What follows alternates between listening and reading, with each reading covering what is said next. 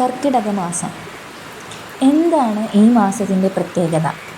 കാറ്റും മേഘങ്ങളും ആകാശവുമെല്ലാം വിതുമ്പുന്നതുപോലെയും നമ്മളുടെ ശരീരത്തിൽ സാധാരണയിലുമധികം എന്തോ ഒരു ദുർബലതയോ മാറ്റമോ മറ്റെന്തെങ്കിലും നമുക്ക് അനുഭവിക്കാൻ പറ്റുന്നുണ്ടോ? ഇതാണ് കർക്കിടകം. മലയാള മാസ പട്ടികയിലെ അവസാനവും ഏറ്റവും ആഴമുള്ളതുമായ മാസം. നമുക്ക് ചുറ്റിലും നനഞ്ഞ മണ്ണിൻ്റെ മണവും ശുദ്ധമായ പ്രാർത്ഥനയുടെ ധ്വനിയും. ഒരു വിധത്തിലുള്ള ആന്തരിക സംസ്കാരത്തിനുള്ള ക്ഷണപത്രം പോലെ. ഈ കാലത്ത് ശരീരപ്രതിരോധ ശക്തി കുറയാം. അതുകൊണ്ട് അമിതമായി തണുത്തതും പഴകിയതുമായ ഭക്ഷണം ഒഴിവാക്കുക.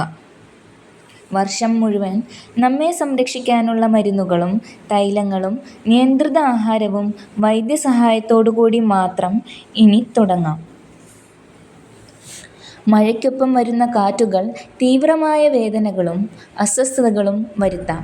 അതിനാൽ അതിന് അനുയോജ്യമായ വ്യായാമവും വിശ്രമവും അനിവാര്യമാണ്. ഓരോ ദിവസവും കുറച്ചുനേരം പ്രാർത്ഥനയ്ക്കും ധ്യാനത്തിനും മാറ്റിവെക്കുക. അതിന് ശാസ്ത്രീയമായ മാനസിക ഫലങ്ങളുണ്ട്. കഞ്ഞിക്കാലം എന്ന് വിളിക്കപ്പെടുന്ന കർക്കിടകം കഞ്ഞി, നാരുസമൃദ്ധമായ ഭക്ഷണങ്ങൾ എന്നിവ കൊണ്ട് ശരീരത്തെ ലഘൂകരിക്കാൻ അനുയോജ്യം. ഈ മാസം നമ്മെ ഓർമ്മിപ്പിക്കുന്നത് മനസ്സാക്ഷിയോടൊപ്പം ജീവിക്കണം, ഭക്ഷണത്തിൽ ശുദ്ധിയും ജീവിതത്തിൽ ഒരൽപ്പം സാവധാനതയും കൊണ്ടുവരണം.